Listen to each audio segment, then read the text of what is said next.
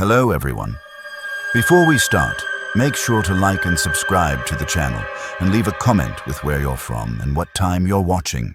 That way, YouTube will keep showing you stories just like this one. Now, let's begin.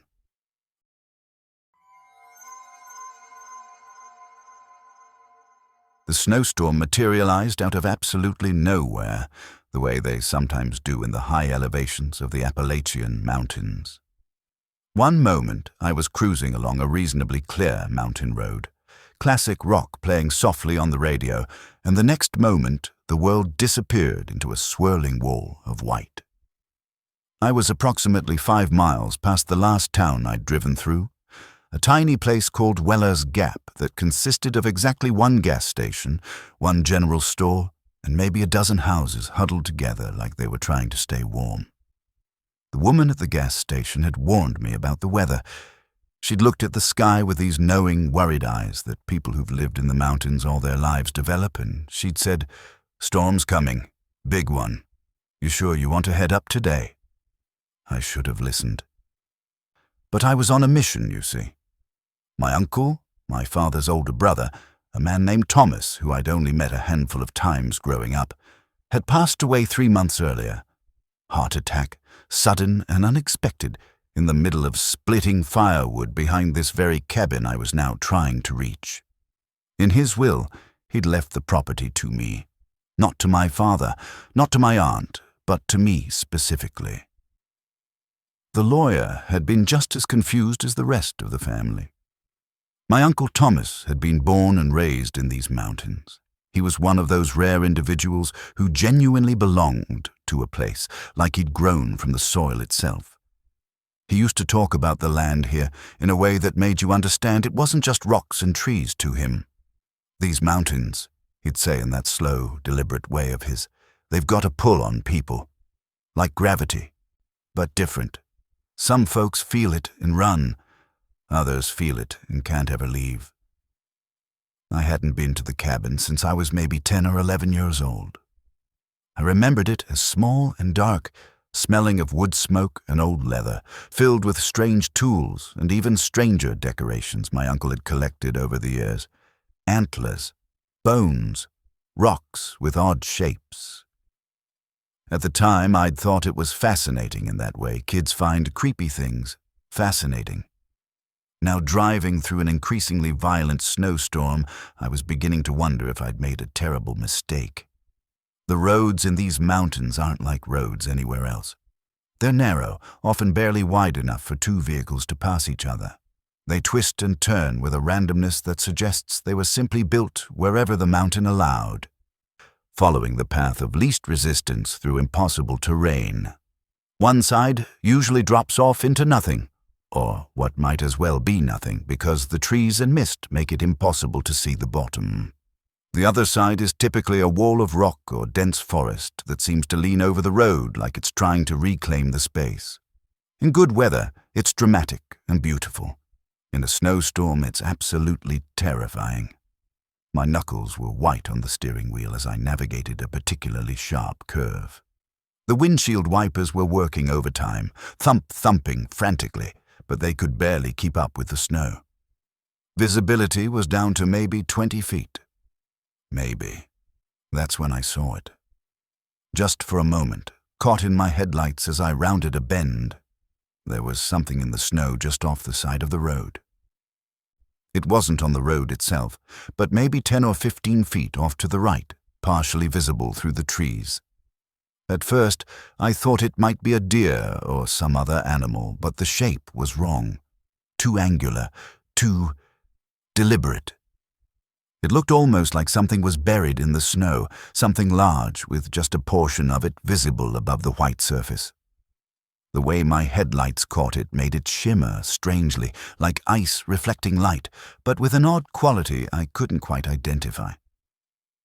I slowed down instinctively, squinting through the storm, trying to make sense of what I was seeing. Was it a rock formation, part of a fallen tree? Some piece of abandoned equipment left by hunters or loggers? But there was something about the shape, the way it was positioned, the angles of it, that made the back of my neck prickle with unease. It looked wrong.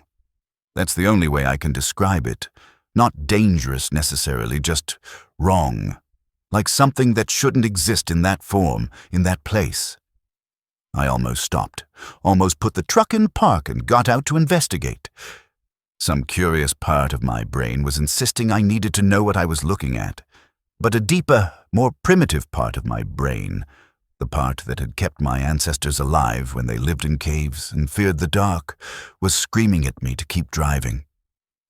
I listened to that second voice. I pressed down on the accelerator, telling myself it was nothing. Just a trick of the storm, light and shadow, playing games with my tired eyes. I'd been driving for hours. I was exhausted.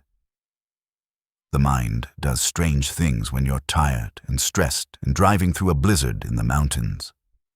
But even as I drove away, I couldn't shake the image from my mind, and I couldn't stop glancing in the rearview mirror, half expecting to see, something following me. That was ridiculous. Still, I checked the mirror more times than I care to admit. By the time I finally spotted the turnoff to my uncle's property, marked by a hand-painted sign that was nearly buried in snow, I was physically and emotionally exhausted. The driveway, really just 2 dirt tracks separated by a raised middle, was completely covered, but I could see where it probably was based on the gap in the trees. I turned in carefully, the truck's 4-wheel drive struggling but managing to keep moving forward. The cabin emerged from the snow like something from an old photograph. It was exactly as I remembered it, yet somehow different. Smaller, maybe, or older-looking than in my memories. The single-story structure had that characteristic Appalachian look. Rough-hewn logs darkened by decades of weather, a sharply pitched roof designed to shed heavy snow, and a sagging front porch that had clearly seen better days. Several of the porch boards were rotted through, and the railing leaned at an angle that suggested it was only a season or 2 away from complete collapse. The windows were dark and covered with what looked like decades of grime mixed with frost. The whole place had an abandoned, forgotten quality to it, which made sense, since no one had been here since my uncle's death 3 months ago. I pulled up as close to the porch as I dared and killed the engine. The sudden silence was almost shocking after hours of road noise and struggling machinery. The snow continued to fall, already covering my windshield in the few seconds since the wipers had stopped. I sat there for a moment, gathering my courage. The temperature had to be in the teens, and I knew the moment I opened the truck door, that cold was going to hit me like a physical force. But I couldn't sit here all night. I needed to get inside, get a fire going, and wait out the storm. I grabbed my duffel bag from the passenger seat, along with the grocery bag containing the food I'd bought at that last gas station, and pushed open the door. The cold was immediate and vicious. It seemed to reach right through my heavy coat and multiple layers, seeking out any exposed skin. My breath crystallized instantly, and the wind carried a high, keening sound through the trees that was almost like a voice. Almost, but not quite. I trudged through the snow, it was already over a foot deep here, and up onto the porch. The wood groaned under my weight in a way that made me very carefully test each board before putting my full weight on it. The last thing I needed was to fall through rotten wood and break an ankle out here, miles from any help. The key my uncle's lawyer had given me was old brass, heavy and worn smooth from years of use. It slid into the lock with surprising ease, and when I turned it, the mechanism clicked open with a solid, reassuring sound. At least something was working properly. The door swung inward with a long, horror movie creak that would have made me laugh under different circumstances. Inside was darkness, complete and absolute. I fumbled in my pocket for my phone, activated the flashlight, and stepped inside. The beam of light cut through the gloom, illuminating dust particles dancing in the air and revealing the interior of the cabin. It was exactly as I remembered it, like my uncle had stepped out just yesterday and would be back any moment. There was the old leather couch, cracked and worn, positioned in front of a stone fireplace that dominated one wall. The wood stove sat in the corner, a cast-iron beast that had probably been heating this cabin since before I was born. The walls were covered with the same strange decorations I remembered, mounted antlers from various deer, old tools whose purposes I couldn't identify, and oddly shaped stones arranged on rough wooden shelves. But there was something else now, something I didn't remember. Maybe I'd been too young to notice it before, or maybe it had always been this way. But the cabin felt occupied, not by a person, necessarily, but by a presence. Like the emptiness itself had weight and awareness. The air was thick and cold, but it was more than that. It had a quality, a denseness that made it slightly hard to breathe, and underneath the expected smells of old wood and dust, there was something else, something organic and faintly unpleasant, like earth that had been turned over after a long time, exposing things that should have stayed buried. I shook off the feeling. Of course, the place felt weird. It had been closed up for months, and I was tired and stressed and had been psyching myself out during the drive. Nothing more than that. I set my bags down and immediately went to work on the most important task, getting heat.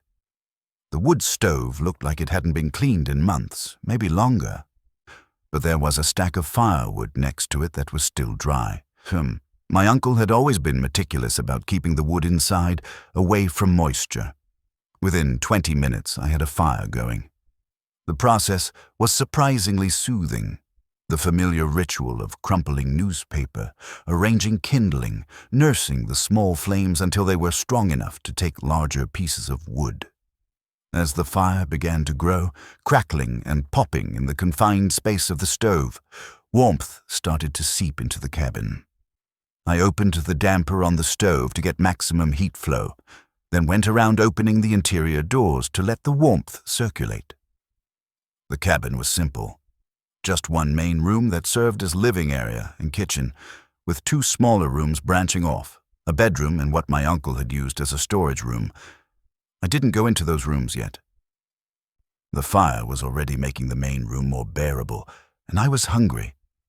I pulled out the sandwich I'd bought at the gas station and ate it standing up, watching the snow through the grimy window. It was coming down even harder now, accumulating with frightening speed. I was genuinely grateful I'd made it here when I did. Another hour or two and the roads would have been completely impassable. As I ate, I found myself staring at those decorations on the walls. The antlers I understood. My uncle had been a hunter, and these were probably trophies from successful hunts over the years. But the other items were harder to explain. They were bones, not just deer or elk bones, but smaller ones too. Bird skulls, what might have been a fox or coyote jawbone. They were arranged with obvious care, almost reverently, like they meant something. And the stones, dozens of them, all unusual in some way. Some were split perfectly in half. Others had holes worn completely through them by water over countless years. A few had markings that might have been natural mineral deposits or might have been something carved deliberately. It was impossible to tell. My uncle had told me once, during that long-ago visit when I was a kid, that the mountains were full of old things. Not old like your grandparents are old, he'd said, his eyes serious. Old like they were here before people, before maybe a lot of things, and some of them are still here in a way. You've just got to know how to look, how to listen. At the time, I'd thought he was just telling me stories, the way adults do to entertain children. Now, standing in his cabin with the storm raging outside and the firelight casting strange shadows on the walls, I wasn't so sure. By the time I finished eating, it was fully dark outside. Not just night dark, but storm dark, the kind of absolute blackness you only get in remote places with no light pollution and heavy cloud cover. I might as well have been at the bottom of the ocean for all I could see out the window. I was exhausted. The drive, the stress, the cold. It had all caught up with me. I found some blankets in a chest at the foot of the old couch, shook them out, sending up clouds of dust that made me cough, and arranged them into a reasonably comfortable sleeping area. The couch itself was probably older than I was, springs sagging and leather cracked, but it was better than the alternative of sleeping on the floor. I added more wood to the stove, adjusted the damper to keep it burning through the night without overheating, and settled into my makeshift bed. The fire cast dancing shadows across the ceiling, and outside, the wind howled through the trees with that same almost voice quality I'd noticed earlier. I should have been nervous. I should have felt isolated and vulnerable, alone in this remote cabin during a snowstorm, but the warmth and exhaustion were winning. My eyelids grew heavy. The crackling of the fire and the moan of the wind became a kind of lullaby. I was almost asleep when I heard it. Footsteps. Not outside, inside. In the back of the cabin. Somewhere in those rooms I hadn't explored yet. They were slow. Deliberate. The kind of footsteps someone makes when they're trying to be quiet, but aren't quite succeeding. The old wooden floorboards back there creaked with each step, and I could track the movement by the sound. My eyes snapped open. My entire body went rigid, every muscle tensing at once. I was suddenly completely awake, my heart hammering against my ribs like it was trying to escape. I lay perfectly still, listening, hoping I'd imagined it, hoping it was just the house settling, or wood expanding and contracting with the heat, or any of a dozen other perfectly normal explanations. But then I heard it again. 3 distinct footsteps, each accompanied by a creak of wood. They were moving from the bedroom toward the storage room, or maybe the other way around. It was hard to tell with certainty, but they were definitely there. And they were definitely footsteps. Something, or someone, was in the back of my uncle's cabin with me.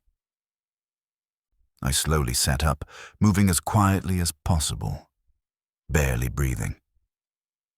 My mind was racing through possibilities. Could someone else be here? Maybe a squatter who'd been using the abandoned cabin, but there'd been no tracks in the snow except mine, no sign of another vehicle, no indication anyone else had been here in months, unless they'd been here the whole time. Unless they'd been here before the snow started falling. That thought sent ice through my veins that had nothing to do with the temperature. I looked around for something I could use as a weapon. My eyes landed on the fire poker leaning against the stone fireplace, a long iron rod with a hook on one end. It wasn't much, but it was better than nothing. I stood slowly, my knees protesting from the cold and fear, and retrieved the poker. The metal was slightly warm from its proximity to the fire. I gripped it tight, feeling the weight of it, and started moving toward the hallway that led to the back rooms. Every instinct I had was screaming at me to stay where I was, to not investigate, to maybe even run outside into the storm, but I couldn't do that. Where would I go? Besides, what if it was just, I don't know, a raccoon or something that had gotten in? I'd feel pretty stupid, not to mention cold, if I ran out into a blizzard because of a raccoon. The hallway was dark. The firelight didn't reach back here, and I'd left my phone on the couch. I could barely see more than vague shapes, the doorways on either side, the end of the hall where it terminated at the storage room door. I stopped at the entrance to the hallway, listening. The footsteps had stopped. Everything was silent except for the fire crackling behind me and the wind outside. "Hello?" I called out, and immediately felt ridiculous. Who says hello to an intruder? What was I expecting? A polite response? No answer came. Just silence. I took another step forward, the floorboards creaking under my weight. The bedroom door was on my left, slightly ajar.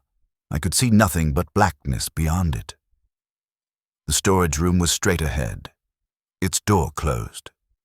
I was fairly certain the sounds had come from one of these 2 rooms, but now I was second-guessing myself.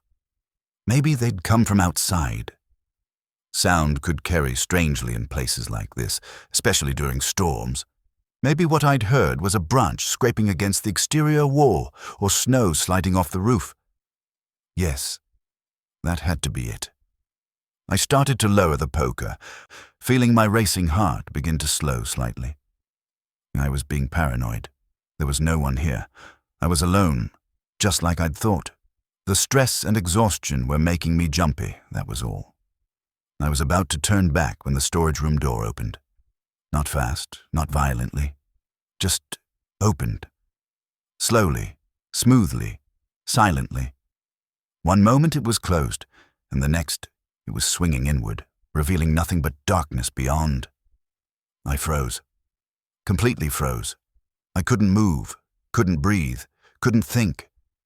I just stood there, staring at that open door, every nerve in my body firing at once. And then something spoke. It wasn't a voice, not really. It was more like the memory of a voice, or the idea of a voice. The words came into my head without actually traveling through my ears, if that makes any sense.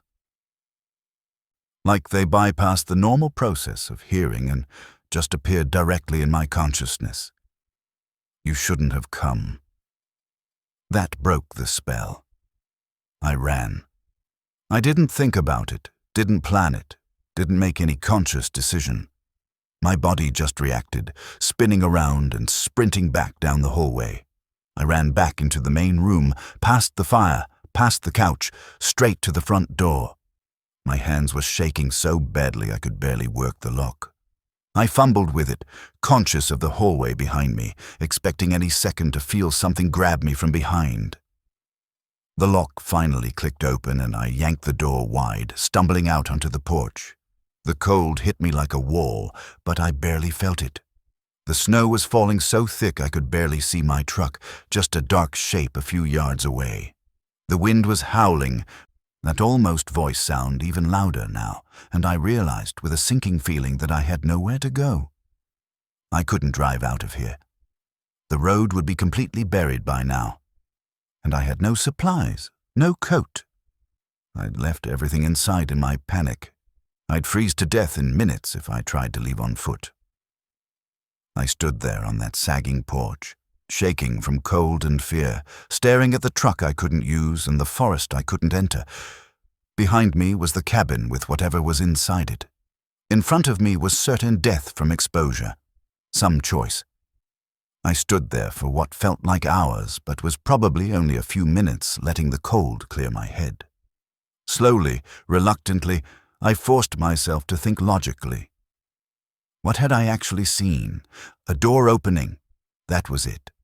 Doors could open for lots of reasons. Drafts, poor latching, settling foundations, changing the angle of the frame. And the voice? I was exhausted and stressed.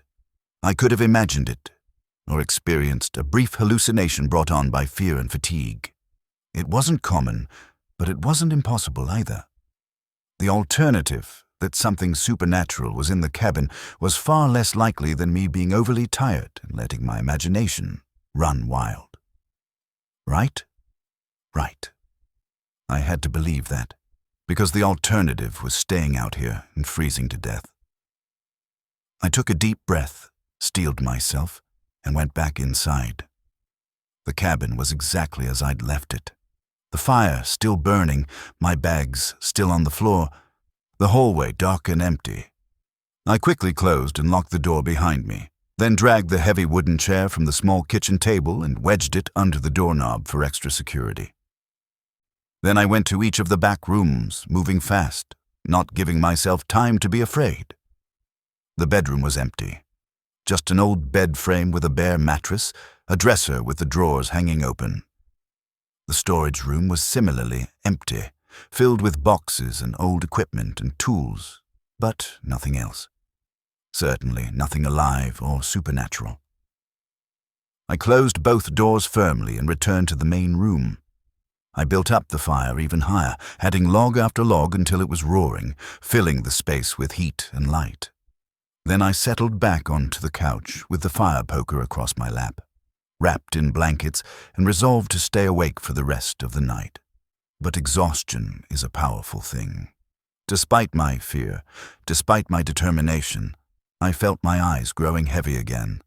The warmth was too comfortable, my body too tired. The last thing I remember before sleep took me was looking at those strange decorations on the walls, the bones and stones my uncle had collected, and wondering if maybe, just maybe, they weren't decorations at all. Maybe they were wards. When I woke, it was morning. Grey light was filtering through the dirty windows, and the storm had passed. The cabin was cold. The fire had burned down to embers hours ago, but otherwise perfectly normal. I didn't stay. I threw my stuff in the truck, used the snow shovel I found on the porch to clear a path to the main road, and drove away without looking back. I never went back to that cabin.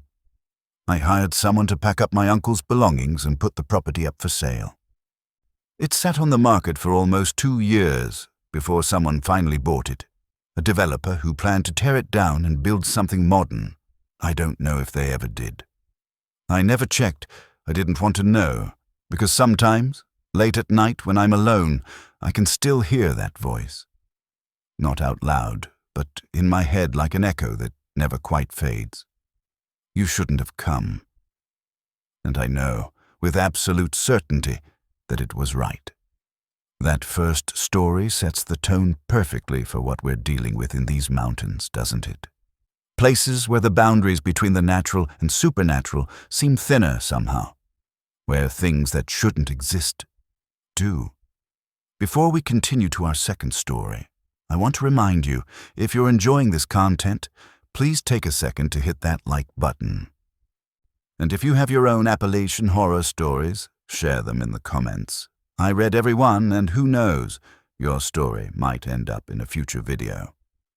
Now let's talk about footsteps in the snow and the things that leave them. Our next story comes from a man who thought he knew these mountains well. He was wrong.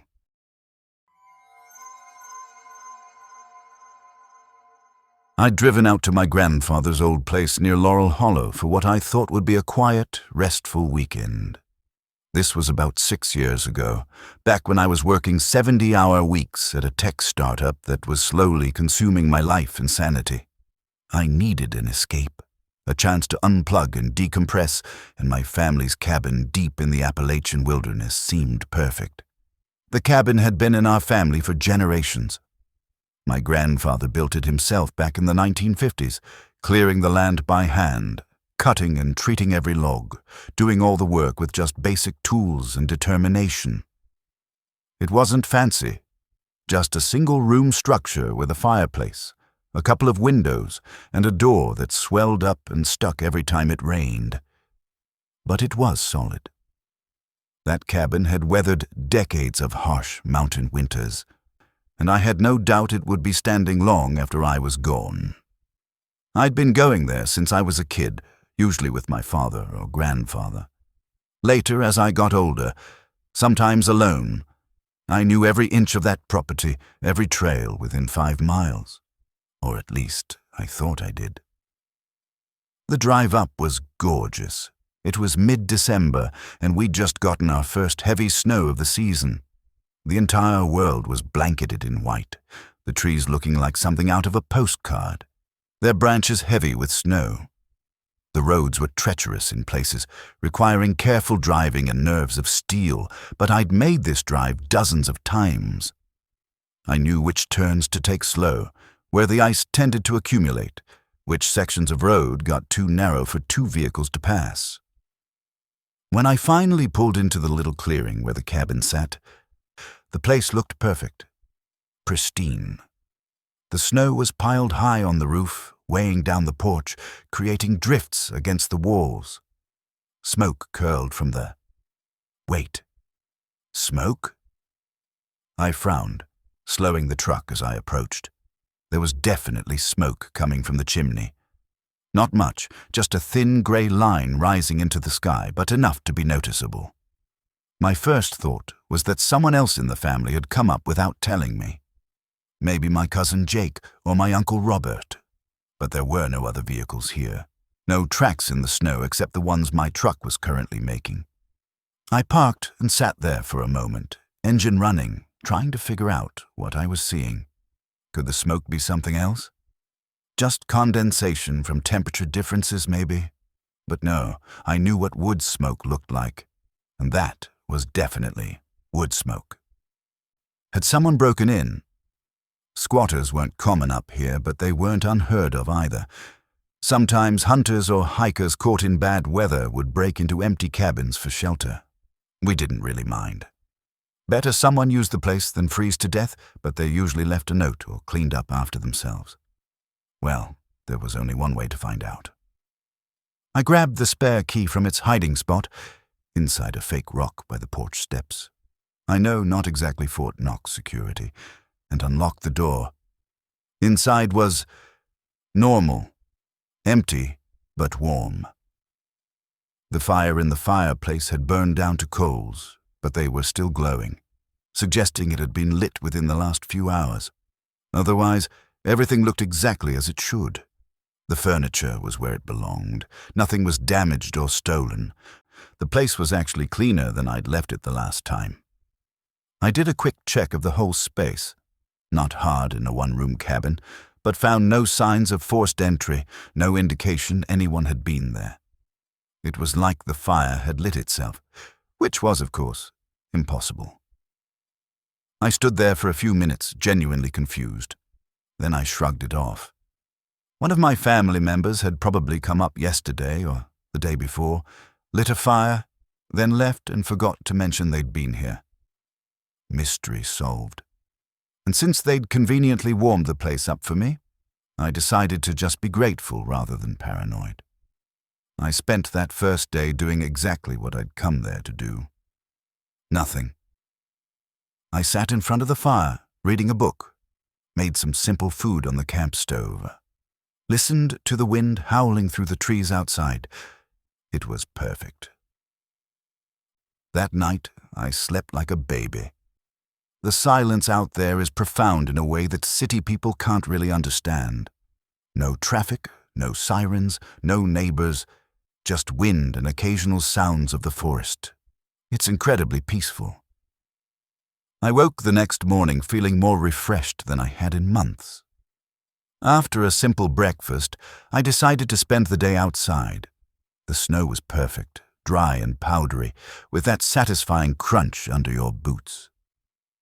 The sky was clear and brilliantly blue, the temperature cold, but not unbearably so.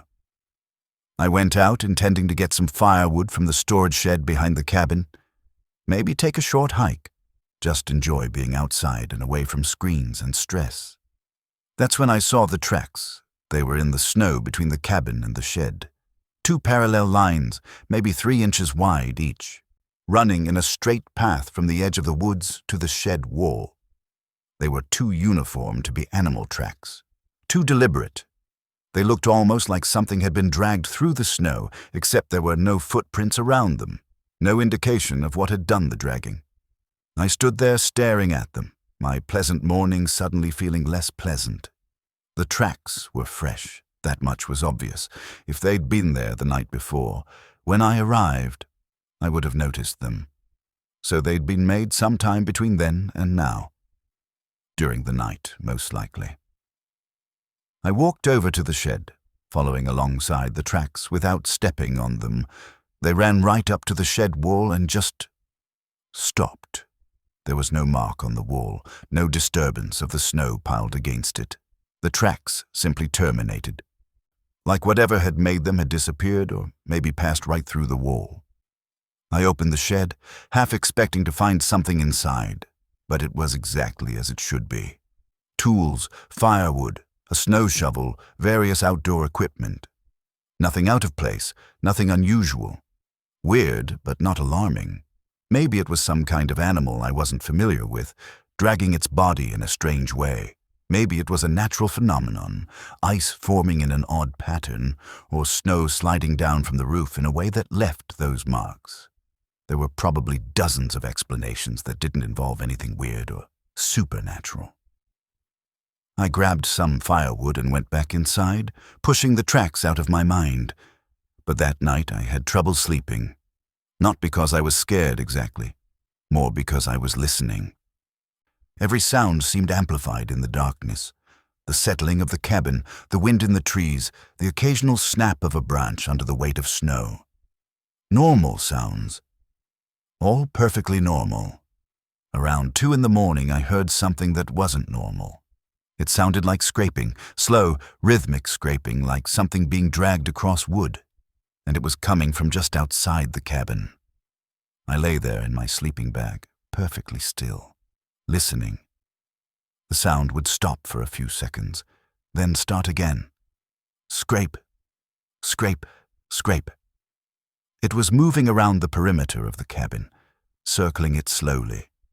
I got up, grabbed my flashlight, and went to the window. I shone the light out into the darkness, sweeping it back and forth across the snow-covered ground. Nothing, just snow and trees, and darkness. But the scraping sound continued for another minute or two, then stopped. I waited by the window for almost an hour, watching and listening, but it didn't come back. The next morning, I went outside before I even started the coffee. I needed to see if there were new tracks. There were. This time, there were 2 sets, both showing the same parallel line pattern, both circling the cabin. One set came from the woods behind the property and made a complete loop around the cabin before heading back toward the trees. The other set came from the direction of the main road and stopped at the front porch steps. Just stopped, with no indication of whatever made them continuing forward or turning back. I stood at the edge of the porch, looking at where those tracks ended. Right at the bottom step. As if something had come right up to my front door and then... What? Floated up onto the porch? Disappeared? This was getting too weird. I went back inside, made coffee with shaking hands, and seriously considered packing up and heading home. But it was a beautiful day. Nothing had actually happened, and I felt ridiculous being scared of some odd tracks in the snow. So I stayed. I told myself I was being irrational, that there was a logical explanation, that I was letting isolation and imagination get the better of me. I almost convinced myself. That afternoon, I decided to take a walk, thinking some exercise and fresh air might clear my head. I bundled up and headed out into the forest, following one of the familiar trails I'd hiked dozens of times before. The woods were absolutely beautiful. Sunlight filtered through the snow-laden branches, creating patterns of light and shadow on the ground. The only sounds were my footsteps crunching in the snow and the occasional bird call. It was so peaceful, it almost made me forget about the weird tracks and the scraping sounds. I'd been walking for maybe 20 minutes, following a trail that ran along a ridgeline, when I came to a section of the woods that seemed wrong. I can't quite describe it better than that. The trees looked the same, the snow was the same, but something felt off. The air was different somehow, thicker, harder to breathe, and it was quieter than it should be. Like the forest itself was holding its breath. I slowed down, suddenly uneasy. That's when I noticed the cabin. It was maybe 50 yards off the trail, partially hidden behind a dense cluster of pine trees. A small structure, similar in size to my grandfather's cabin, but clearly much older. The wood was dark and rotted-looking, the roof sagging severely in the middle. Several windows were broken, and the door hung at an angle, barely attached to its hinges. And there were symbols carved into the walls. I moved closer, drawn by curiosity and a growing sense of dread. The symbols were all over the front of the cabin, crude carvings that looked like they'd been made with a knife or maybe a hatchet. Some were simple geometric shapes, circles, triangles, spirals. Others were more complex, almost pictographic. I saw what might have been a hand, or maybe a tree. Several shapes that could have been eyes, or maybe stars. The strangest part was that I'd never seen this cabin before. Not in all my years coming up here, and I'd explored every inch of these woods, or I thought I had. How had I never noticed this place? I stood at the edge of the small clearing where the cabin sat, debating whether to investigate closer. Every instinct I had was screaming at me to turn around and walk away. But I'm a curious person by nature, and the mystery of this place was compelling. I moved forward slowly, my boots crunching in the snow. As I got closer, I could see that the rot was even worse than I'd initially thought. The logs were soft and crumbling in places, covered with some kind of black mold or fungus. The smell was awful, decay and dampness, and something else I couldn't identify. The door was partially open, hanging crookedly from one remaining hinge. I pushed it gently, and it swung inward with a long, agonized creak. Inside was darkness. Even with the windows, broken as they were, letting in sunlight, the interior of the cabin seemed to absorb light rather than reflect it. It took my eyes a moment to adjust, and when they did, I wished they hadn't. The walls were covered in more symbols, hundreds of them, maybe thousands, carved and scratched into every available surface.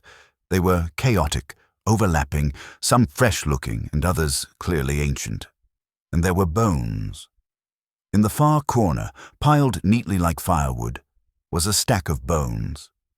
They were old, yellowed and cracked with age, and I couldn't tell what kind of animal they'd come from. Some were clearly too large to be from anything smaller than a deer. Others were tiny, delicate, bird-sized. At least one looked disturbingly like a human hand. I backed away from the door, my heart pounding. This was wrong. This whole place was wrong. I didn't know what it was, didn't know who had built it or why, but I knew with absolute certainty that I needed to leave. I turned to go, and that's when I saw them, the tracks. The same parallel lines I'd been seeing around my grandfather's cabin. But here, they were everywhere. Dozens of them, maybe hundreds, crisscrossing the clearing in chaotic patterns. They seemed to radiate out from the cabin in all directions, like something had been traveling back and forth constantly, and one set of tracks led directly back toward the trail I'd been following. Back toward my grandfather's cabin. I didn't walk back. I ran. The trail that had taken me 20 minutes to hike, I covered in maybe half that time, slipping and sliding in the snow, my breath coming in ragged gasps. I didn't care about being quiet or careful. I just needed to get away from that place. When I burst back into the clearing where my grandfather's cabin sat, I almost cried with relief. It looked so normal, so safe, so blessedly familiar. I went inside, locked the door, and sat down by the fire, trying to calm my racing heart. It took me almost an hour to stop shaking. I should have left right then, packed up my stuff, gotten in the truck, and driven home. But the sun was already setting, and the roads up here are dangerous enough in daylight. At night, with ice, they'd be suicidal. I had no choice but to spend one more night. I built the fire up high, bright enough to push back every shadow in the cabin. I pulled out the old hunting rifle my grandfather kept in a locked cabinet. I wasn't even sure if it still worked, but it made me feel slightly better to have it nearby. And I waited. Night fell quickly in the mountains, especially in winter. One moment there was light, and the next, the world outside the windows was completely black. I couldn't see anything beyond the glass. No trees, no clearing, just my own reflection staring back at me with frightened eyes. The scraping started around midnight. This time it was louder, more insistent. It circled the cabin slowly, methodically. Scrape, scrape, scrape. Sometimes it would stop right outside a window, and I'd see the condensation on the glass being disturbed, like something was pressed against it from the outside. I sat in the chair closest to the fire, a rifle across my lap, watching the windows and the door, waiting for something to try to get in.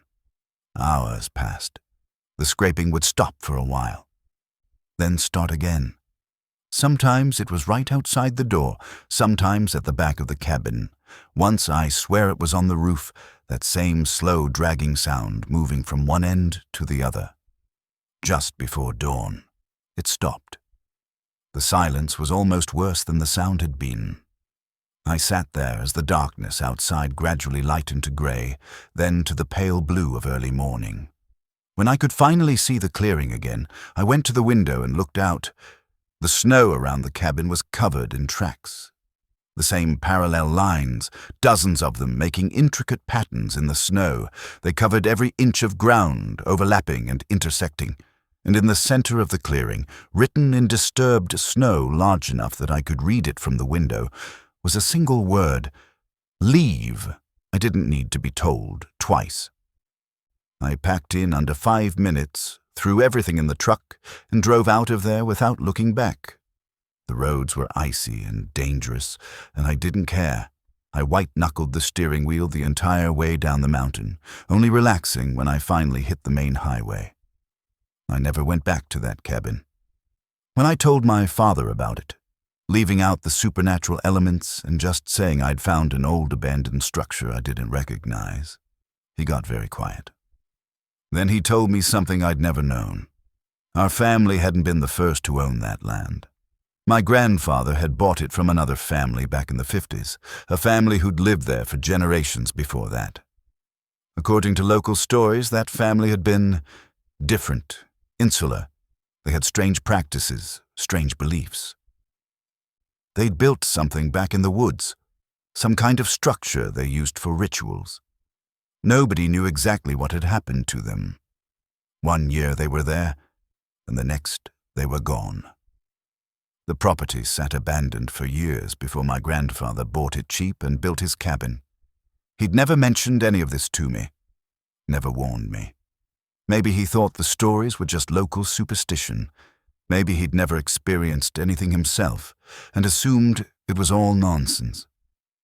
Or maybe, and this is what keeps me up at night, maybe he'd seen something and decided it was better not to talk about it. Better to pretend everything was normal. Better to hope that whatever was out there in those woods would just leave you alone if you didn't acknowledge it. I don't know. What I do know is that I've never been back to that part of the Appalachians. I sold my share of the family property to my cousin without ever setting foot on it again. Sometimes I wonder if the cabin is still there, if those tracks still appear in the snow, if anyone else has found that rotted structure in the woods with its symbols and bones. Mostly, though, I try not to think about it at all, because late at night, when the house is quiet and I'm alone with my thoughts, I can still hear it. Scrape, scrape, scrape, moving slowly, methodically, searching. And I'm very, very grateful for the distance between me and those mountains.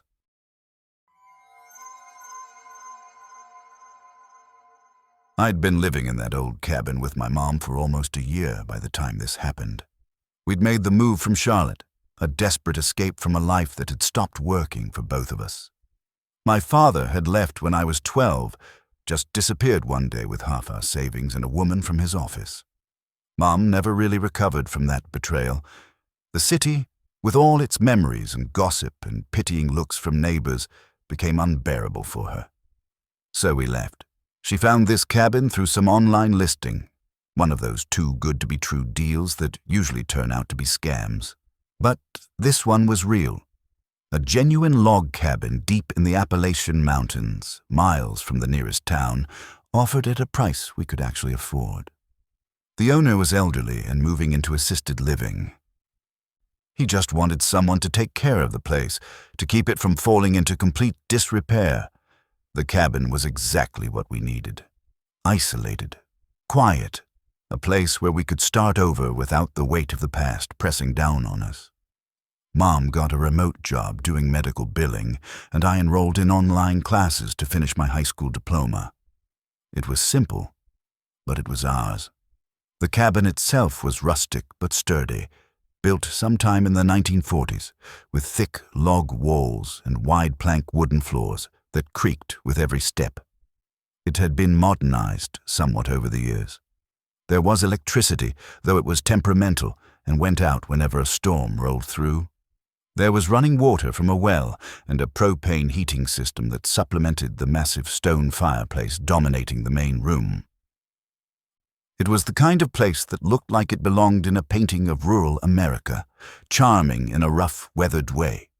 The kind of place city people fantasize about when they're stuck in traffic or crushed into subway cars, dreaming of a simpler life. We loved it immediately. That first year was good, really good actually. Mom seemed lighter somehow, like the weight she'd been carrying for years had finally started to lift. She smiled more, laughed sometimes. We developed routines. Morning coffee on the porch, evening walks through the surrounding woods, nights spent by the fire with books or just comfortable silence. But there was always something slightly off about the place, nothing I could put my finger on, just little things. The way sounds carried strangely at night, making it impossible to tell if something was right outside the door or 100 yards away in the forest. The way the temperature would drop suddenly in certain rooms for no apparent reason, even when the heat was running full blast. The way Mom would sometimes stop mid-conversation and stare out the window with this distant, troubled expression, like she was listening to something I couldn't hear. When I'd ask her about it, she'd just shake her head and say it was nothing, that she was just tired, or lost in thought, or adjusting to the isolation.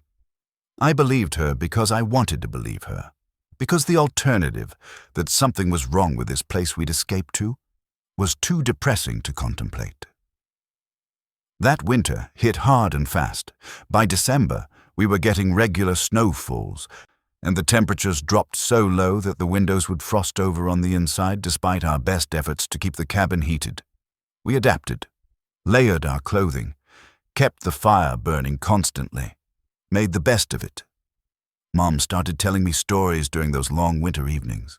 Stories from her childhood, from her parents' generation, old tales passed down through the family.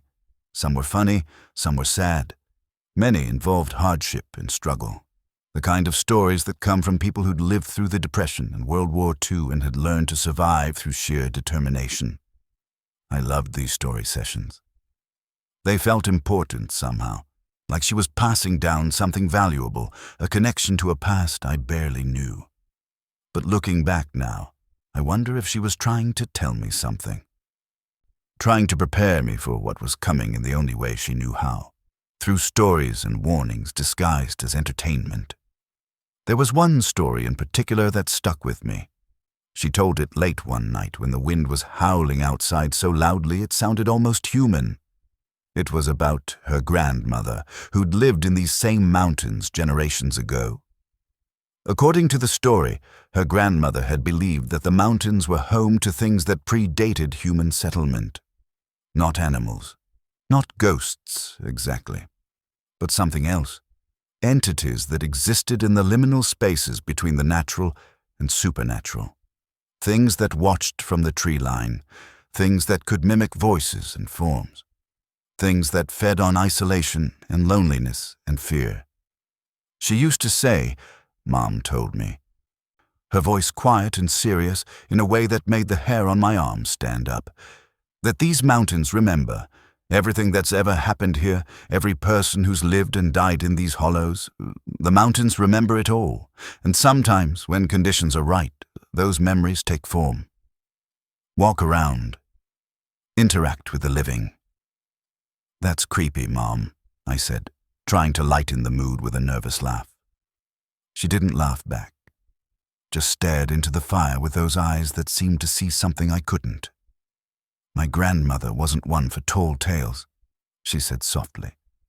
If she said something, she meant it. She saw things, growing up here, things she couldn't explain. And she always warned us, if you ever feel like something's watching you in these mountains, if you ever see something that doesn't quite look right, you don't investigate, you don't try to understand it, you just leave. Leave just like that. Just like that. Because some things, she said, finally turning to look at me with an intensity that was almost frightening, some things aren't meant to be understood. They're meant to be avoided. I should have paid more attention to that story. Should have taken it as the warning it was, but I was 17 and immortal in the way teenagers are, convinced that bad things happen to other people, not to me, not to us. The night it happened started normally enough. We'd had dinner, pasta with jarred sauce, simple and warm. We'd cleaned up together, talking about nothing important. Mom had seemed fine, normal, maybe a little distracted. But I'd attributed that to work, stress, or the cabin fever that comes from being snowed in for days at a time. We settled into our usual evening routine. Mom on the couch with her laptop, handling billing codes and insurance forms. Me in the armchair with a chemistry textbook, half-heartedly studying for an online exam I had coming up. The fire crackled and popped, filling the cabin with warmth and the comforting smell of burning wood. I must have dozed off. I didn't mean to. I'd been trying to force my way through a particularly boring chapter on molecular bonds. But the warmth and the quiet and my own exhaustion conspired against me. My eyes grew heavy. The words on the page started swimming together, and before I knew it, I was asleep. When I woke up, something was wrong. It wasn't a noise that woke me. It was the opposite. A silence so profound it felt like pressure against my eardrums. The fire had burned down to barely glowing embers, casting almost no light. The cabin was dark and still in a way that felt unnatural. I sat up slowly, disoriented and confused. The textbook slid off my lap and hit the floor with a thump that sounded explosively loud in the quiet. I looked toward the couch where Mom had been working. She was still there, but her laptop was closed and sitting on the coffee table. She was just sitting there in the darkness, completely motionless, staring straight ahead at nothing. "Mom?" I said quietly. She didn't respond, didn't even blink. I felt a spike of worry. "Mom, are you okay?" Still nothing. It was like she couldn't hear me, or like she was so deeply lost in thought that my voice couldn't reach her. I stood up, my legs stiff from sleeping in the chair, and walked over to her. "Mom?" I said again, reaching out to touch her shoulder. The moment my hand made contact, she turned to look at me, and my blood turned to ice. Her eyes were wrong. They weren't her eyes anymore. Instead of the warm brown I'd known my entire life, they were completely black. Not like dilated pupils. The entire eye, white and iris and pupil, all of it was just black. Like someone had filled her eye sockets with ink, or like I was looking into two deep holes that went on forever. I jerked my hand back, stumbling backward, my heart suddenly hammering against my ribs. "Mom? Mom, what's wrong with your eyes?" She stood up slowly, mechanically, her movements stiff and wrong, like a puppet being manipulated by an amateur puppeteer. When she spoke, her voice was flat and emotionless, utterly devoid of the warmth and personality that made her who she was. "Nothing's wrong, I'm fine." But she wasn't fine.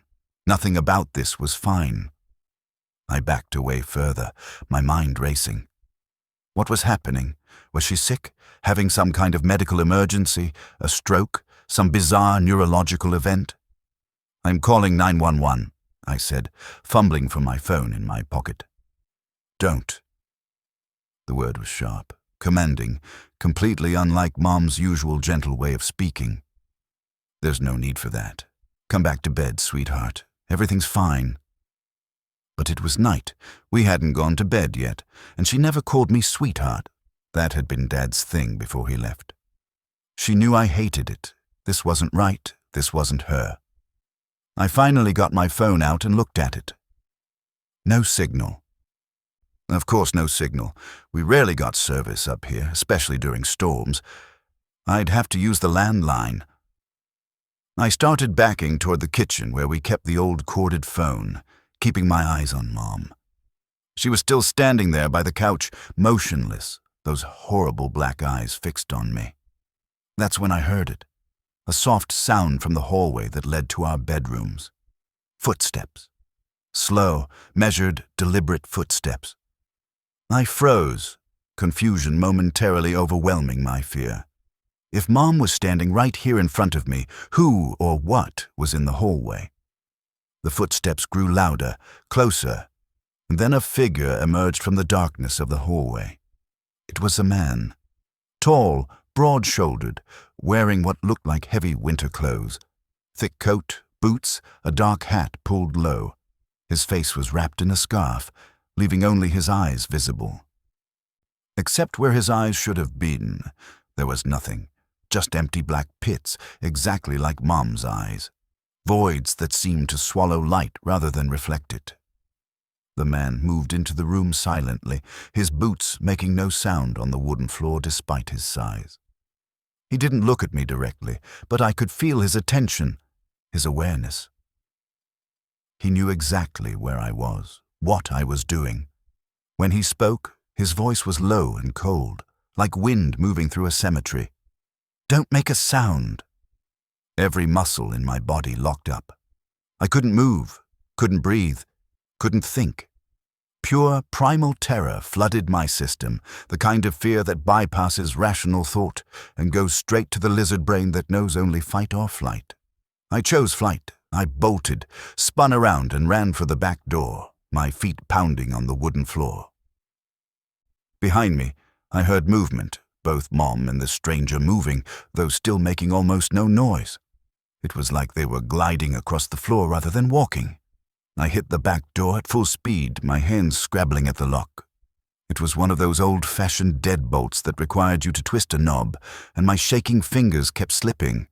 Behind me, the footsteps were getting closer. I could feel them approaching, feel the coldness they brought with them. The lock finally clicked open. I yanked the door wide and stumbled out into the night. The cold hit me like a physical blow. I'd forgotten I wasn't wearing a coat, forgotten I had on only jeans and a t-shirt. The temperature had to be below 0, and the wind was vicious, cutting through my thin clothing like it wasn't even there. But the cold barely registered. I was too terrified to feel it properly. I ran into the snow, my sneakers immediately soaking through, my feet going numb almost instantly. I didn't know where I was going. Away. That was the only plan. Just away from the cabin and whatever those things were inside it. I made it maybe 20 yards before I had to stop, gasping for breath, my lungs burning from the cold air. I turned back to look at the cabin. The back door was still open, spilling warm yellow light out into the darkness. I could see into the kitchen, see the edge of the living room, but there was no one visible. No Mom. No strange man. Just empty rooms and stillness.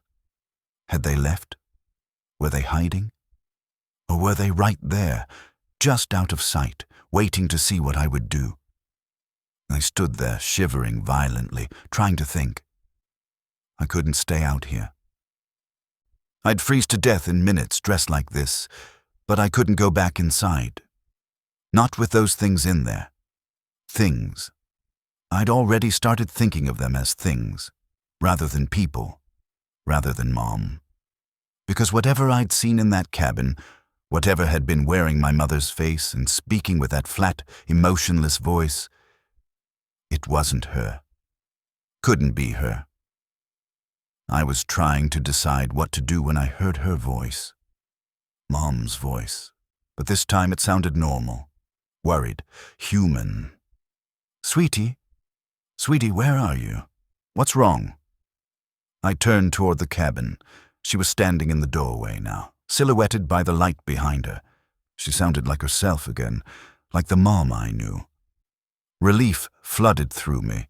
It had been some kind of hallucination, some weird waking nightmare. Mom was fine. Everything was fine. I just freaked myself out somehow, let my imagination run wild.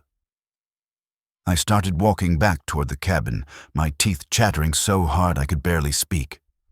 "Mom, I'm sorry, I thought—" That's when I saw them. In the window to the left of the door, the living room window, there were faces pressed against the glass. Multiple faces, pale and indistinct, with those same empty black eyes. At least 4 or 5 of them, maybe more, all crowded together and staring out at me.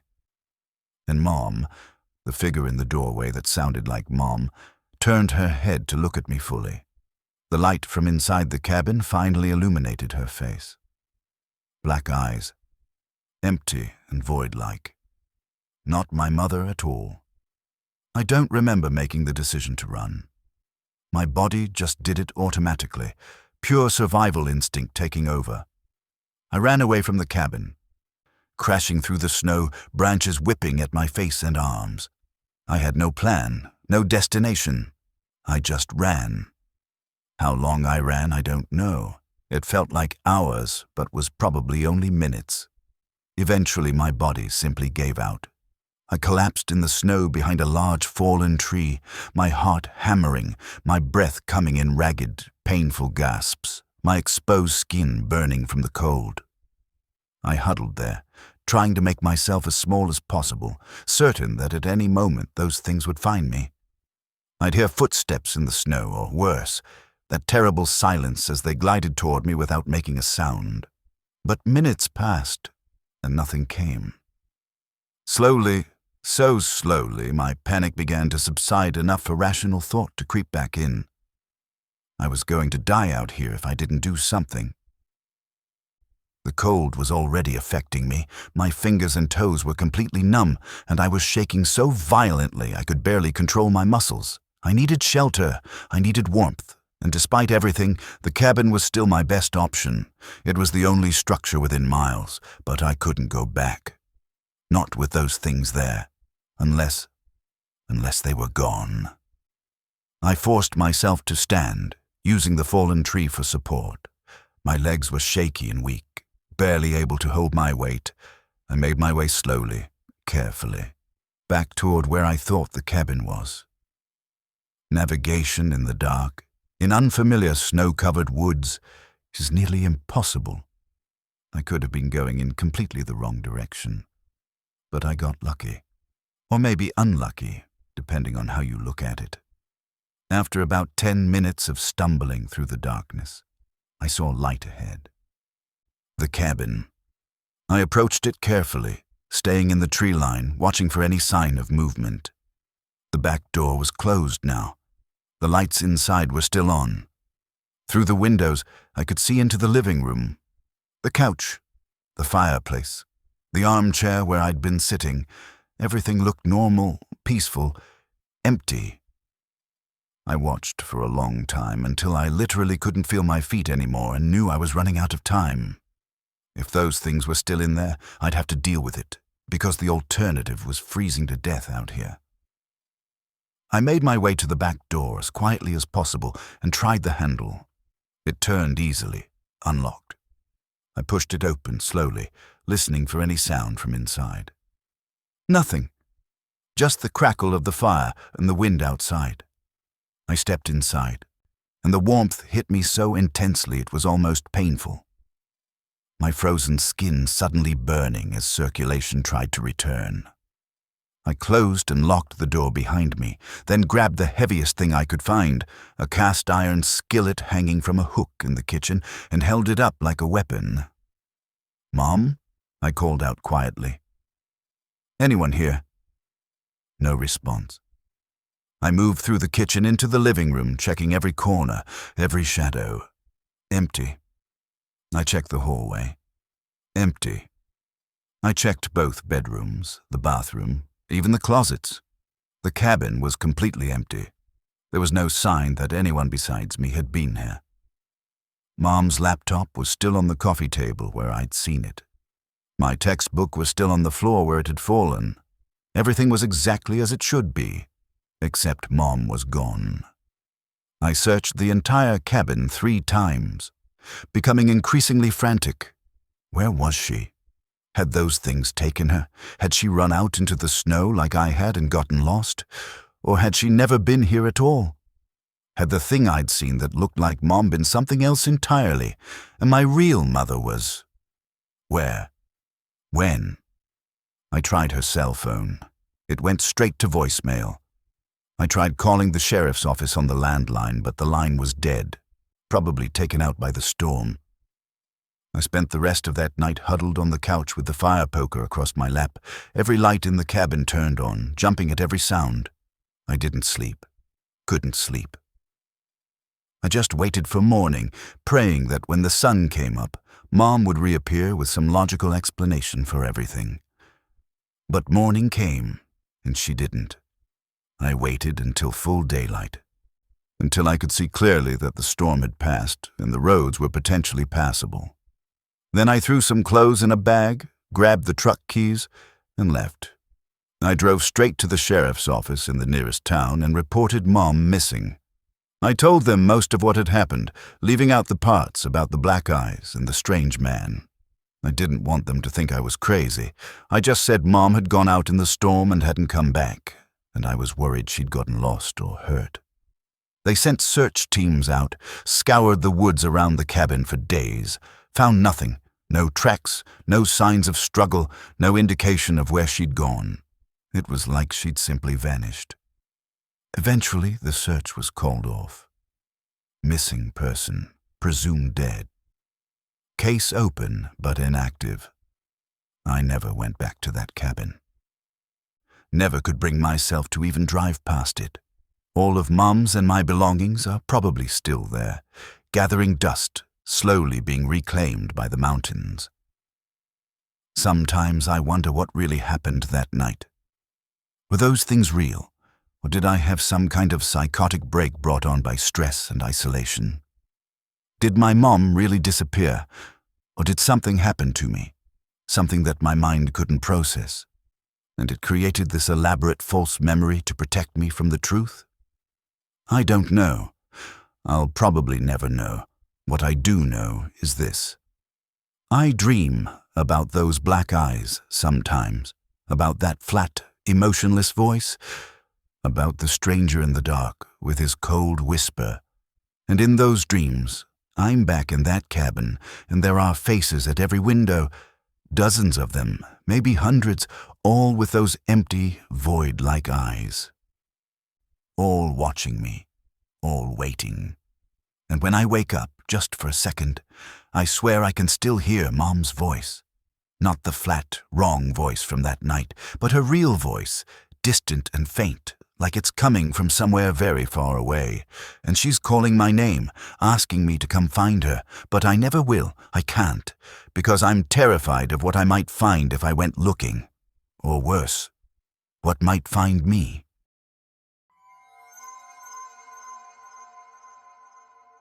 This happened during my junior year of college. I was between semesters, Christmas break, with about 3 weeks to kill before spring classes started. Most of my friends had gone home for the holidays, but I'd been avoiding home as much as possible that year. My parents were going through a messy divorce, and the house had become a war zone of passive-aggressive comments and tense silences. I couldn't handle it. So when my roommate's cousin Liam mentioned he needed someone to house-sit his place in eastern Kentucky for a few weeks, paid position, just had to keep an eye on things while he was out of the country for a forestry contract, I jumped at it. The money was decent, the job sounded easy, and most importantly, it gave me a legitimate excuse to not go home for the holidays. Perfect. Liam lived way out in the sticks, about 40 minutes from the nearest actual town. His property sat in what locals called a holler, one of those narrow valleys carved between steep mountain ridges, where the sun only shines for a few hours each day, even in summer, and in winter, barely at all. The house itself was small but well-maintained. A single-story ranch style that looked like it had been built in the 70s or 80s, with wood siding painted a faded brown and a metal roof that pinged and groaned when the temperature shifted. It sat on a slight slope, with a detached garage that had been converted into some kind of workshop, and a shed out back that Liam apparently used for storage. When Liam showed me around before he left, he was thorough but casual.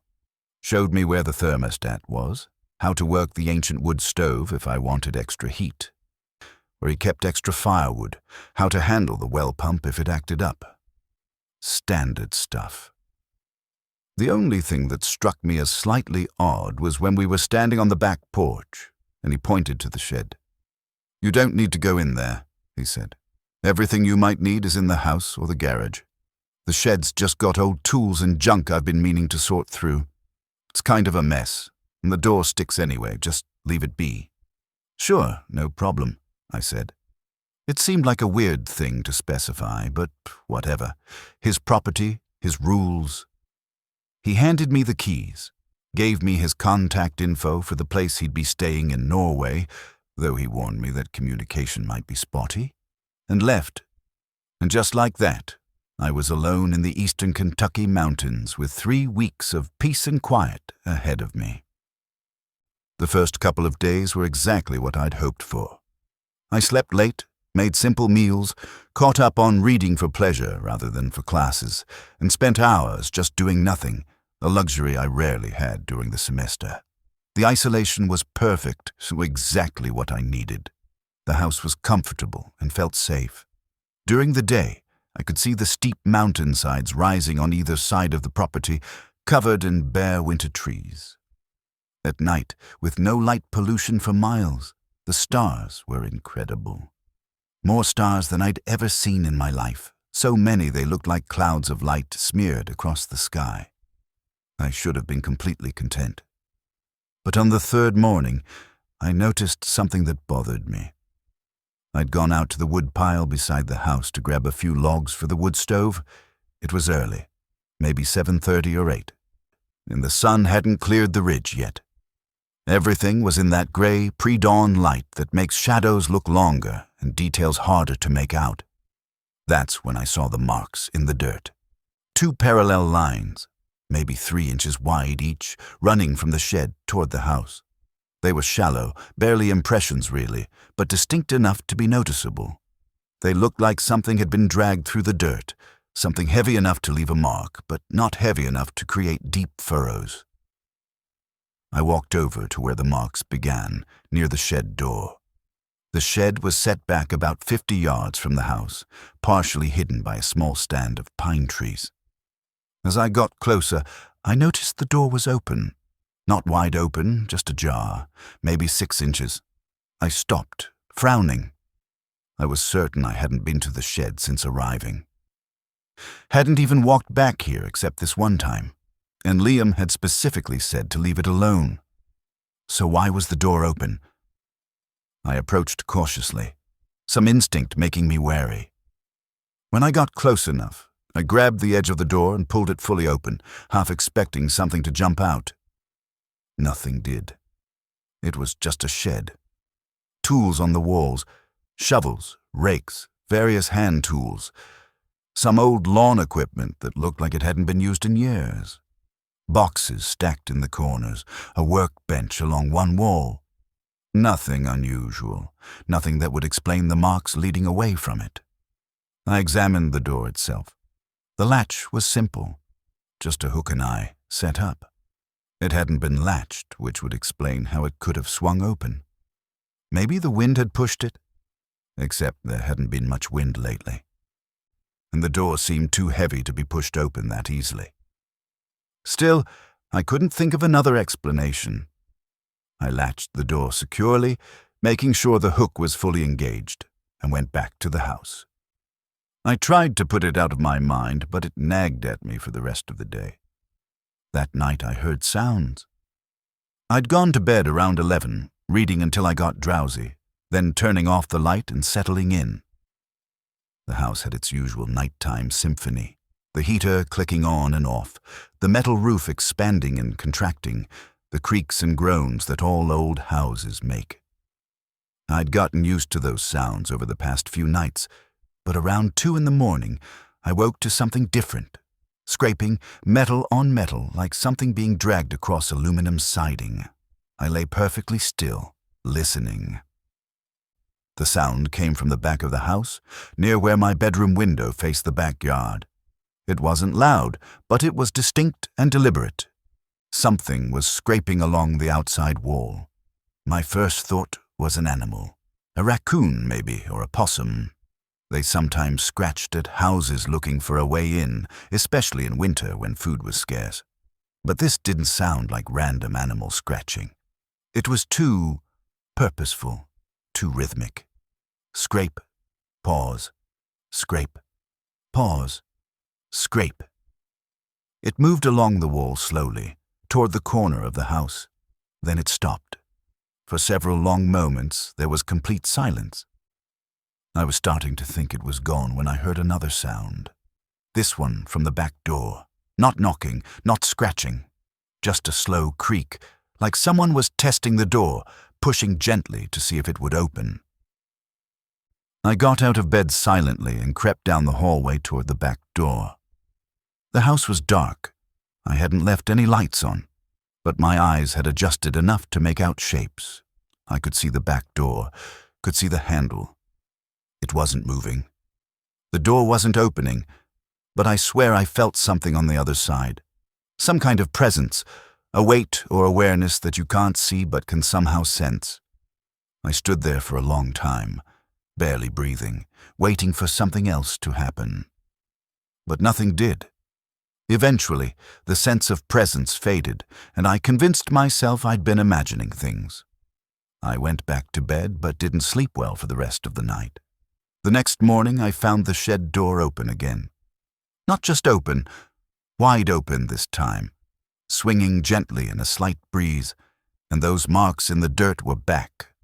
Except now they extended all the way from the shed to the back door of the house, like something had been dragged from one to the other during the night.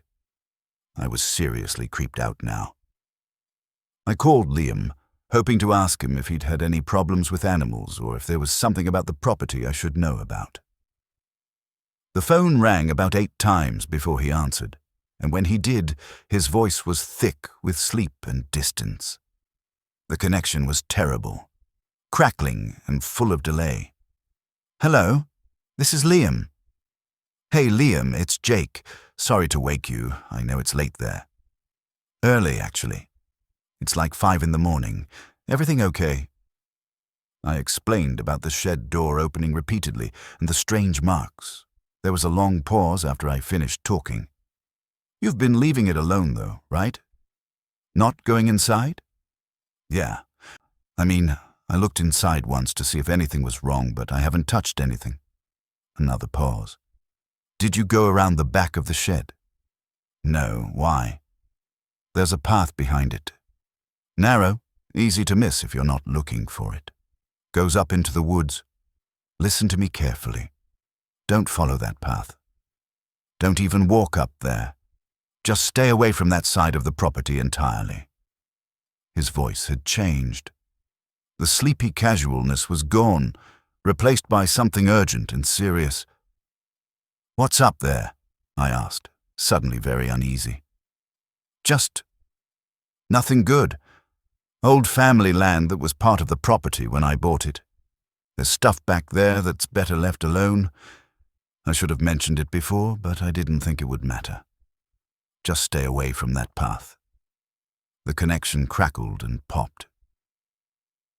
I think I heard him say something else, but the words were lost in static. Then the line went dead. I tried calling back, but it went straight to voicemail. I left a message asking him to call me back when he could, but I had a sinking feeling I wouldn't hear from him again until he got back to the States. I should have left right then, packed my stuff, found somewhere else to spend the break, but I had nowhere to go, and besides, what was I going to say? I heard some weird noises and found some marks in the dirt, so I abandoned my job. I'd feel like an idiot. So I stayed. But I was on edge now, jumping at every sound, checking the locks multiple times every night. The next day, I found the path. I hadn't meant to look for it. I'd specifically decided not to go near the shed or the woods behind it, but curiosity is a powerful thing. And around midday, I found myself walking out there almost without conscious decision. The shed sat in a small clearing, backed up against a thickly forested slope.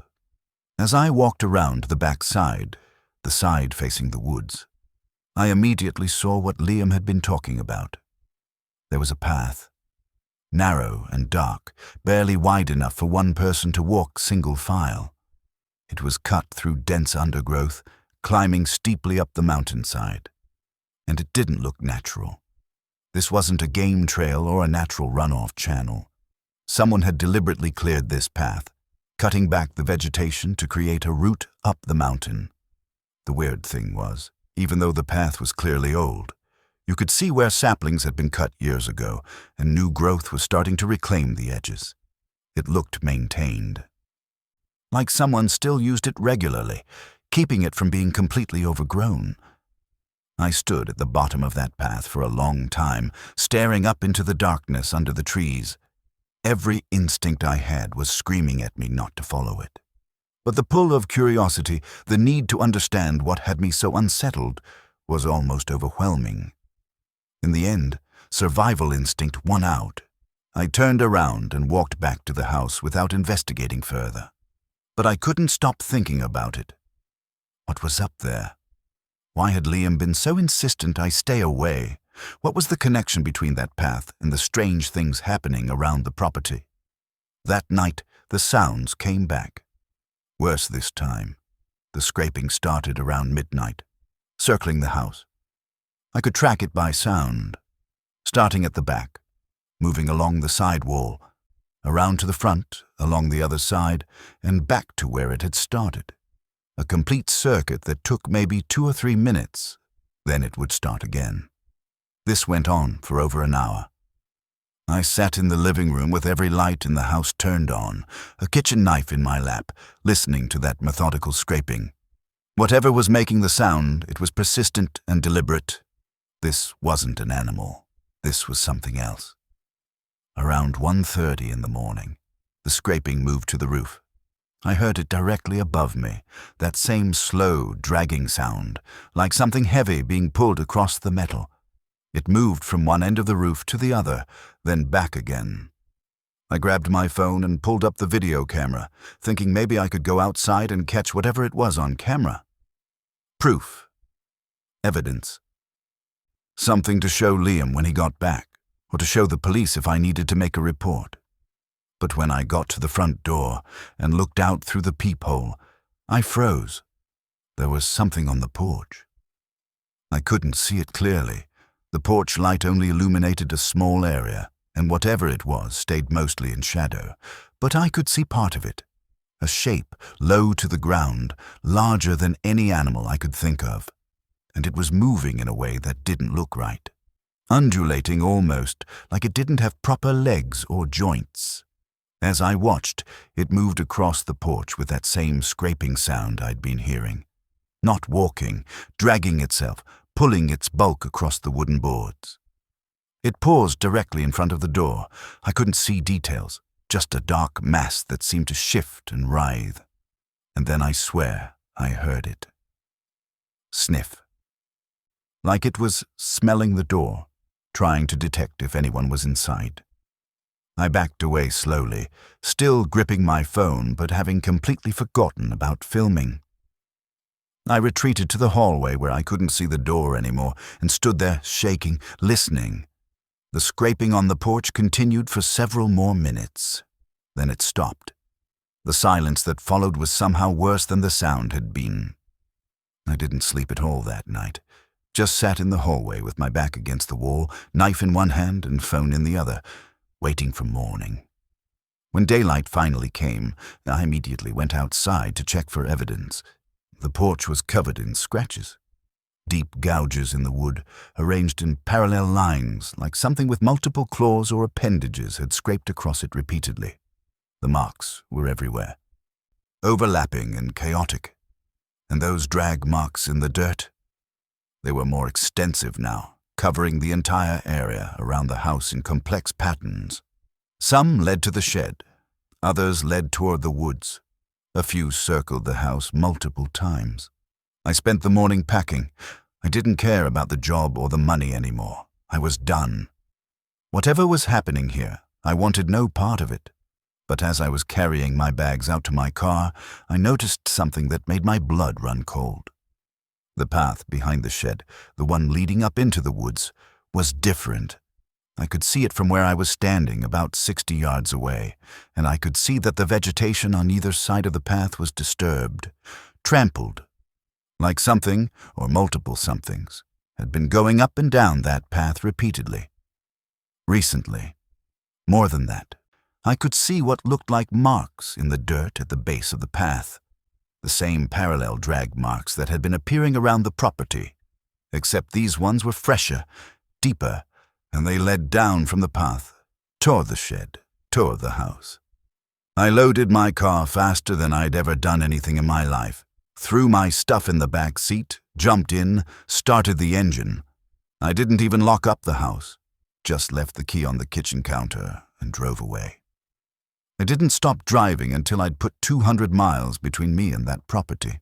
I never heard from Liam again. I tried calling several times over the next few weeks, but his number just rang endlessly with no answer and no voicemail. I sent emails that went unanswered.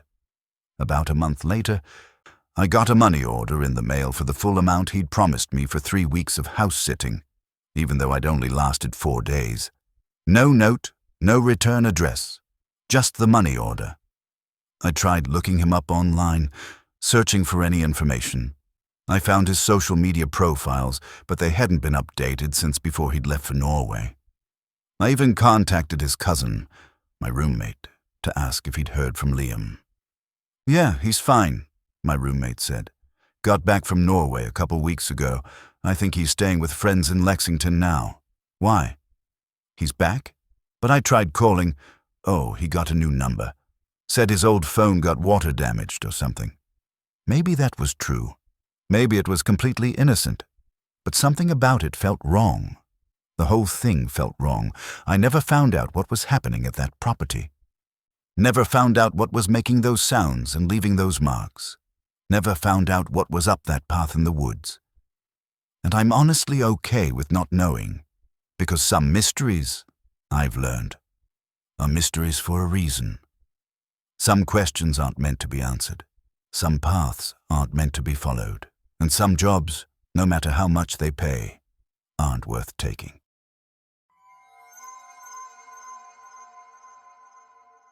The Appalachian getaway had been my husband Mark's idea. We'd been going through a rough patch, nothing catastrophic, just the slow erosion that happens when two people get too caught up in their jobs and routines and forget to actually connect with each other.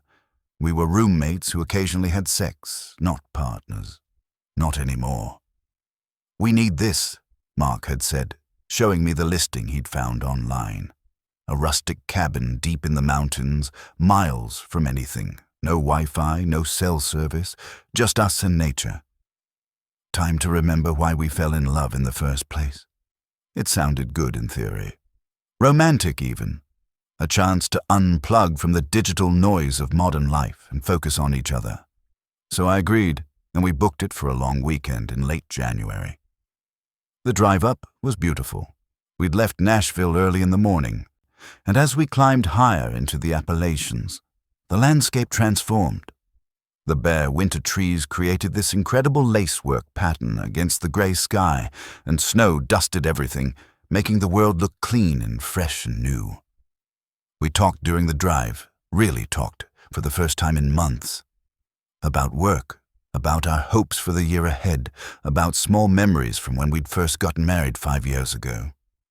It felt good, like maybe this trip really would help us reconnect. The cabin was harder to find than we'd expected. The GPS gave up about 20 minutes before we actually reached it, and we had to navigate using printed directions and landmarks that were harder to spot than the listing had suggested. Turn left at the large dead oak. Continue past the old stone wall. Cryptic instructions that made sense only when you were right on top of them, but we eventually found it, tucked away at the end of a rough dirt road that wound through dense forest.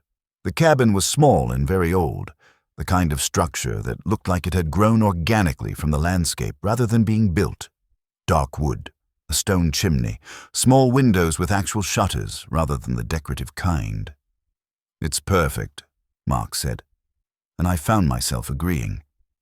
It had that storybook quality, like something from a fairy tale. Not the Disney version. The original Brothers Grimm version, where things are a little darker and more dangerous. We unloaded our bags and explored the property. The cabin was one large room with a loft sleeping area accessible by a ladder. There was a small kitchen area with a propane camping stove, a wood-burning stove for heat, and furniture that looked like it had been handmade decades ago.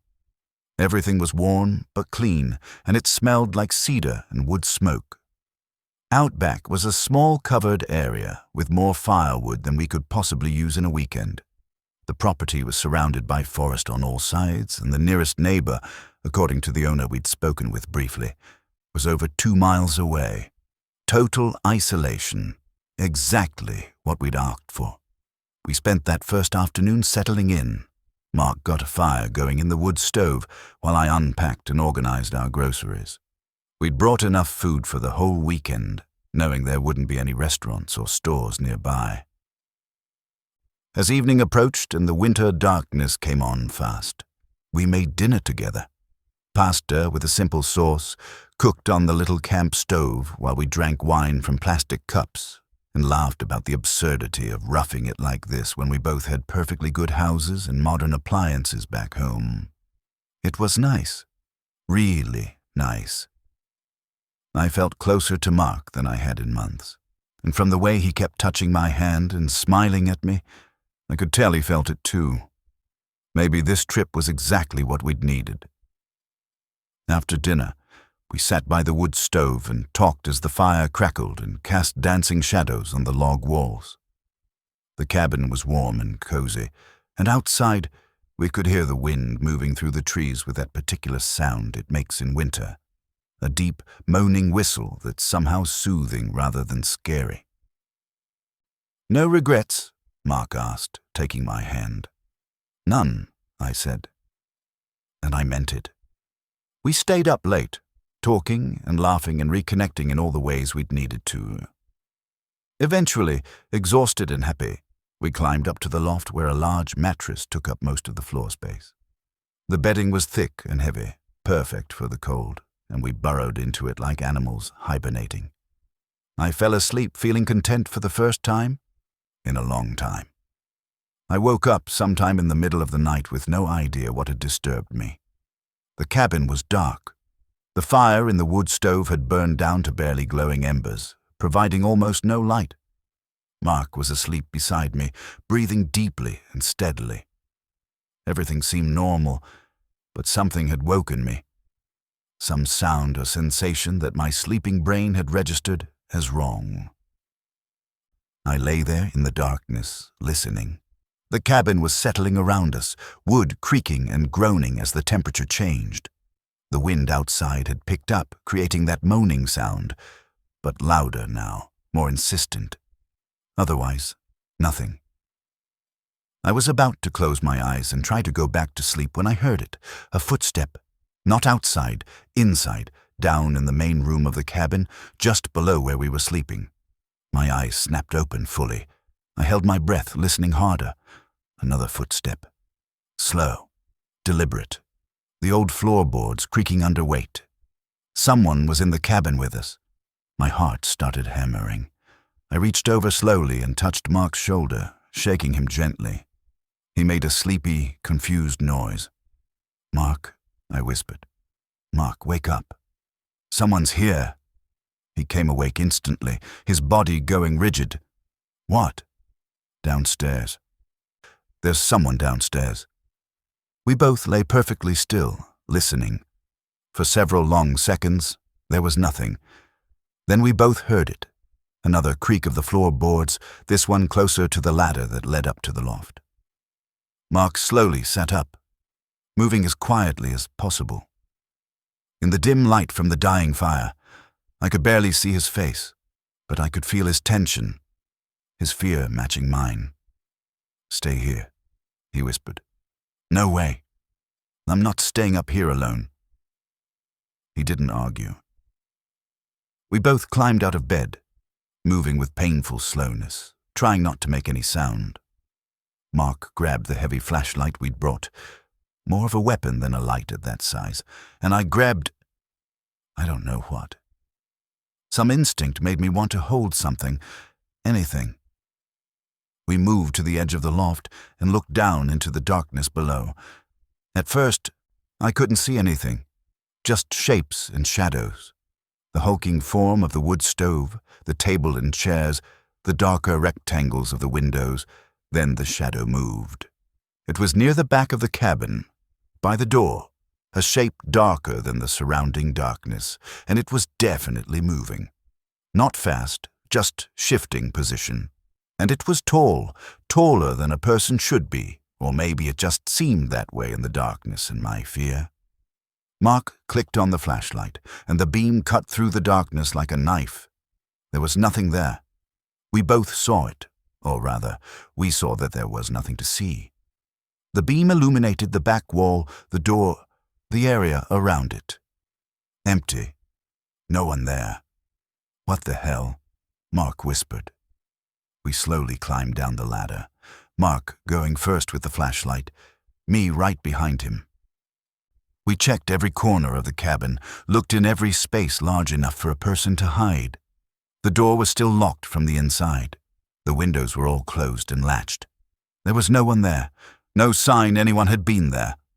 "I heard it too," Mark said, answering my unspoken question. "The footsteps. I definitely heard them. So where did they come from?" We had no answer. We checked the door and windows again, making sure everything was secure. Then we threw more wood on the fire, bringing it back to life, and sat on the couch for the rest of the night. Neither of us wanted to go back up to the loft, where we'd be vulnerable and unable to see the main room.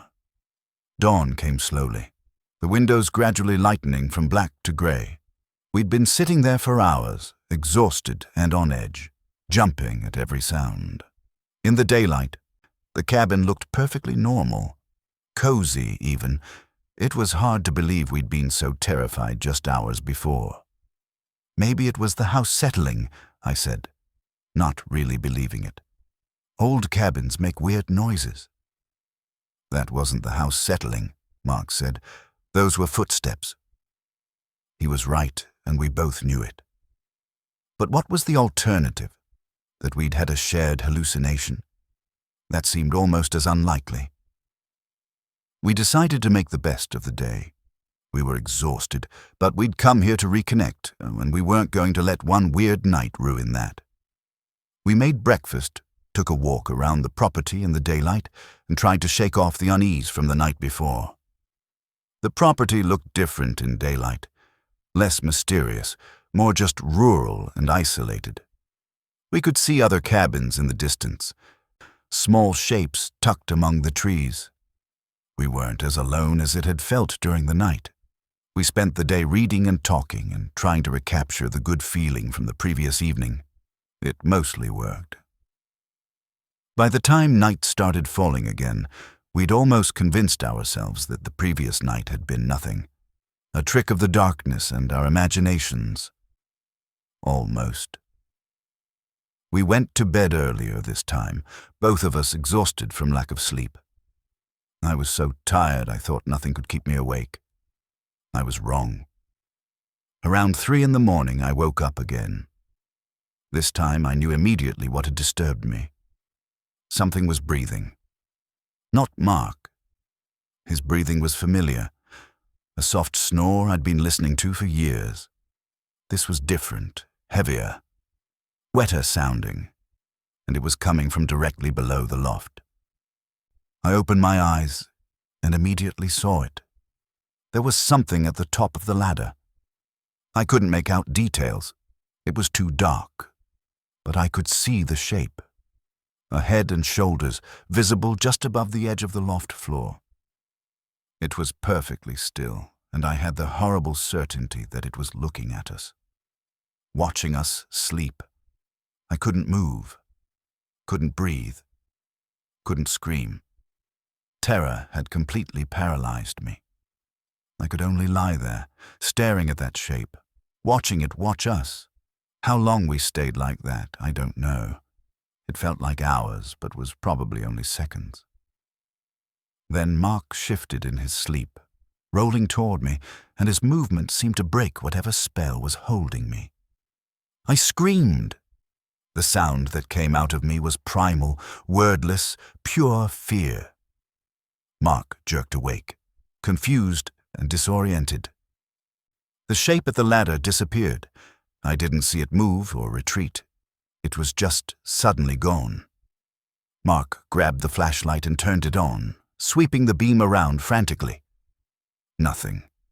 The ladder was empty. The main room below was empty. We were alone. What happened? He was asking, his voice tight with fear. There was something, I gasped, at the ladder, watching us. We went through the same routine as the night before. Climbed down, checked every space, confirmed the door and windows were locked. Nothing. No sign of any intrusion. But this time, when we checked the door, Mark noticed something. Look, he said, pointing. Around the edge of the door frame, just barely visible, were scratches. Fresh ones, the wood still light-colored where it had been gouged. They were concentrated around the latch, like something had been trying to claw its way inside. We stared at those marks for a long time. We're leaving, Mark finally said. Right now, I don't care that it's the middle of the night. I didn't argue. We threw our stuff in our bags, loaded the car, and left without even bothering to clean up. We just wanted out. The drive down the mountain in the darkness was terrifying. The road was narrow and winding, and our headlights seemed inadequate, barely pushing back the darkness. But we made it safely, eventually hitting the main highway just as the sky was starting to lighten with dawn. We drove straight home without stopping except for gas, neither of us saying much. What was there to say? We never reported what happened. What would we say? That we heard noises and saw shadows. That something might have been watching us. We had no proof, nothing concrete, just fear and those scratches on the doorframe, which we hadn't even thought to photograph. Mark called the owner to let them know we'd left early due to a family emergency. The owner was understanding, even refunded part of our payment without us asking. Did you have any problems? The owner asked. With the cabin? There was something in his tone, something that suggested the question wasn't entirely casual. No, Mark lied. Everything was fine, just had to come home early. The owner didn't push it and Mark didn't elaborate. Later, much later, we tried looking up information about the cabin and the area. We found stories, lots of them. Stories about strange happenings in those particular mountains, disappearances that were never solved. Hikers who reported being followed by something they never quite saw. Local legends about things that lived in the hollers and didn't appreciate visitors. We found one story in particular that made my blood run cold. It was an old news article from the 1970s about a family who'd rented a cabin in that area for a vacation. They'd left in the middle of the night, claimed something had been trying to get into their cabin. When police checked the property the next day, they found scratches all around the doorframe and tracks in the snow. The tracks were described as inconsistent with any known wildlife in the region. The case was never solved. The weekend getaway didn't save our marriage. The opposite, really. The experience created a tension between us that never quite went away. We were both traumatized, both trying to process what had happened, but we couldn't talk about it. Every time we tried, the conversation would stall out in uncomfortable silence. We divorced a year later, amicable, no drama. We just couldn't be together anymore. Every time I looked at Mark, I remembered that shape at the top of the ladder, those hollow eyes watching us in the darkness. I live alone now, in the city, in an apartment complex with lots of neighbors and lots of light. I keep my windows locked even though I'm on the 4th floor. I sleep with lights on, and I never, ever go to the mountains. Because I know now, really know, that there are things in those old mountains. Things that don't want to be seen. Things that watch from the darkness. Things with hollow eyes and heavy breathing. Things that leave scratches on door frames. Things that are still out there, waiting for the next visitors who think they're just renting a cozy cabin for a romantic getaway. I hope whoever rents that cabin next is more careful than we were. I hope they listen when they hear footsteps. And I hope God, I hope they don't look when they feel something watching them sleep, because seeing it is so much worse than just knowing it's there.